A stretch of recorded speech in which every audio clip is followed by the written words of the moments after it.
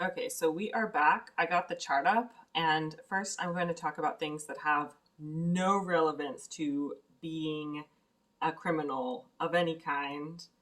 I'm going to try to stick to PG language, just a heads up. If I'm, you know, speaking weirdly, it's because I'm trying to not upset the YouTube algorithm by using gruesome language.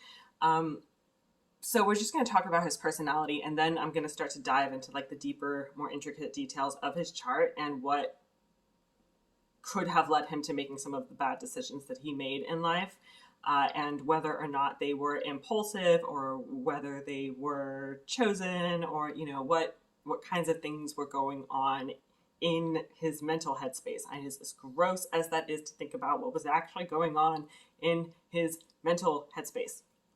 Okay, so he was a Libra rising with Sun in Sagittarius and Moon in Cancer. So that creates a very charming, very personable, and relatable exterior. People felt like they could relate to him. They might have even felt like they could trust him. What's extra scary about this is he probably had a somewhat friendly and personable vibe, especially since he also had his Mars in Leo. So people might have felt like they could really trust him and like they could relate to this person in some way. Now, Libra, when it's there like on the surface level of someone's personality, it can hide bad intentions pretty well. It can make a person seem nicer than they actually are, a little bit more charming, and Libras can be really good at making people like them, even if the Libra doesn't like that person and doesn't have good intentions for that person. So that's one thing you might want to be aware of when you're talking to Libras in your personal life. But if I had one sitting next to me right now, they would probably argue that they're not two-faced. And it's okay, Libra. I do love most of the Libras I meet, but not this particular Libra rising. Such a tragic story and so many horrible things he did to other people. All right, so his Sun being in Sagittarius, obviously he was very opportunistic. He saw people who were vulnerable and he took a chance on them. There are much better ways to express being a Sagittarius than essentially being a predator, which I would say, of course, most Sagittarians are not, because that Sagittarius is roughly 1 in 12 people in the world. So we can't say that someone was bad just because they were Sagittarius. We can't say that someone was bad just because they're a Libra rising. And we can't say they're bad just because they have their moon in Cancer. None of these things are really that relevant to committing crimes or doing bad things to people. So Cancer placements tend to feel a really strong connection to the family, and that really does play a significant role in the type of person they become and their lifelong goals and ambitions. This particular person, they had a rough relationship with their family. You can tell by their opposition between Sirius and Uranus that they felt kind of like an outsider even among their own caretakers. So another aspect is that he had his Sun conjunct Saturn, and that makes it seem like his parents were almost like one person. Both parents were just one person, like they agreed with each other, and they had kind of a rough relationship with him based on some of the squares he has to that Moon and Saturn placement. And he felt like they didn't understand him, like they didn't have compassion for him. And because of that opposition he has to Pholus, they were not willing to go the extra mile to be able to help him. So what's weird is he has two indicators in his chart for being a helper and being a kind of like healer. So he did have some like weird inclination to try to heal or try to help other people, but obviously he was way too damaged to ever be able to do that. So this opposition to Pholus, it made him kind of bounce back and forth between this idea of what's right for me versus what's right for other people. And I want to be able to help other people, but it's more so out of curiosity than anything else. So it wasn't really with the best intentions when he would try to help other people. His helping other people came from a sense of curiosity and in specific moments in time, he might have actually just been focused on helping that other person. But then because of that opposition, he has a tendency to bounce back.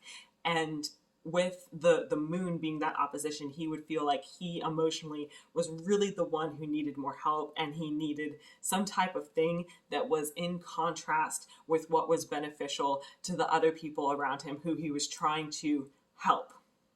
As weird as that sounds. Did I make it make sense? I know it's a big challenge to try to make this one make sense. So the other healing aspects going on that he had in his chart was a conjunction between Chiron, Juno, Jupiter, and Ixion actually, in Libra in the 12th house. So this made relationships such a big deal to him, almost like this big mystical idea of how two people could have this beautiful relationship where they're able to heal each other and they're able to undo all the ugliness of the world and, make the bad things go away. Now, I'm willing to bet that to him, death was one of those bad things that he was trying to somehow make beautiful, make the ugliness of death go away. As disturbing as it was, the way he chose to go about this. And this was an area where he legitimately needed healing, not only because he has his own Chiron placement conjunct Jupiter, which indicates that he feels very damaged based on relationships. It does seem like he probably had his parents. There was something weird going on with the parents. I'm not sure if it was actually just outright fighting or he just got the impression that they didn't actually love each other and that they specifically didn't love him either. But it was kind of just a weird relationship. And I have so many thoughts in my head. I was trying to figure out which one I was about to jump to next. All right, so I want to go back to so that little clump of planets and asteroids I had just talked about is also square the Saturn and the moon, showing that somehow his desire to have a great relationship, it was in contrast and in a struggle with the relationship that he had specifically with his family. And that's part of the reason why he felt he couldn't have that. So something that went on with his family might have made him feel like he was unlovable. And I think he was also seeking out other people who were also perceived to be outcasts, who were also perceived to be unlovable. And based on this aspect, it looked like he would feel some inclination to try to heal them. So focusing more on healing them from that and not necessarily knowing how to heal himself from it. So important lesson here, we always have to be able to heal ourselves. It is so important, guys. And then, like I said, he had that opposition to Pholus as well.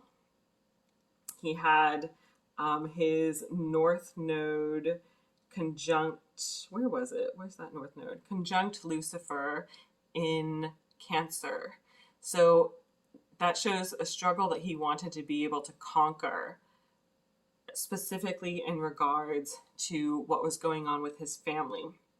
His South Node is conjunct Eros, which basically indicates that he had some type of karma going on where he might have been really good at finding love and attracting partners in a past life.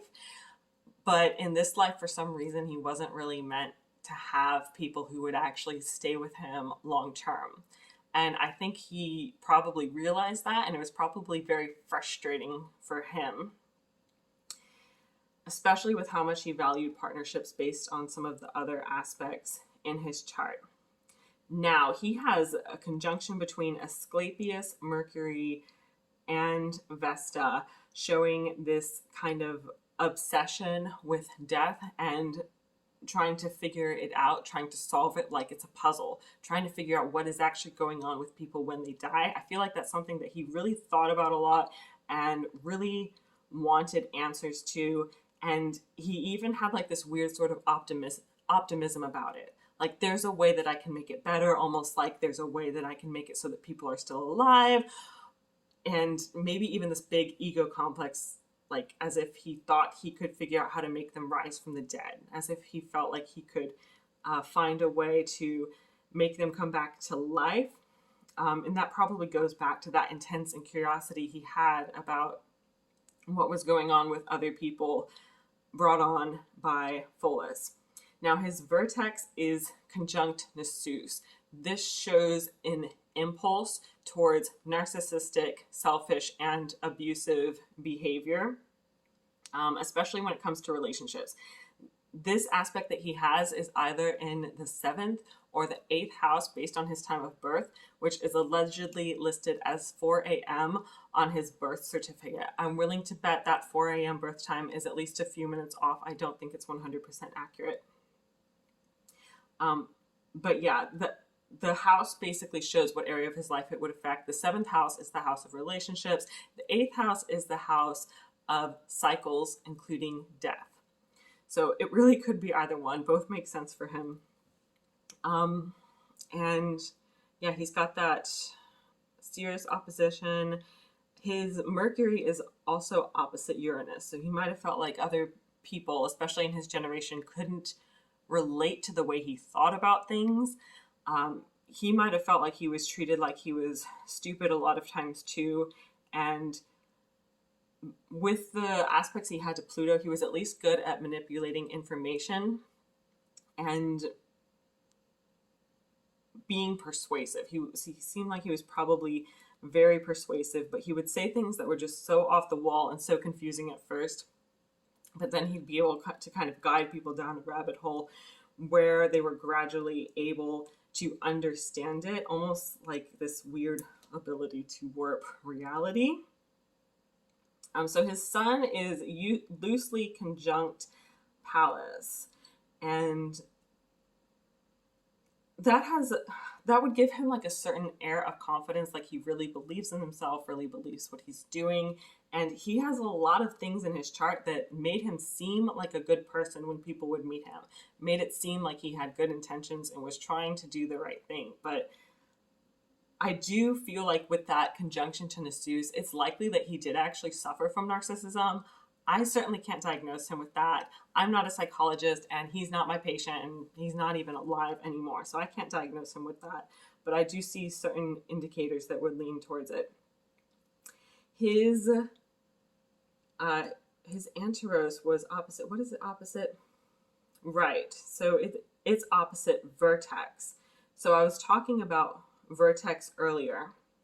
The opposite end of that is that he has anti-vertex conjunct his Antaros, Venus, and Lilith in Scorpio. So this shows that he had a really unorthodox idea of partnerships, and he wanted to be kind of rebellious, being willing to go deeper than any person had ever gone before. And this is something that he consciously decided that he wanted to take relationships to a new level that other people weren't willing to.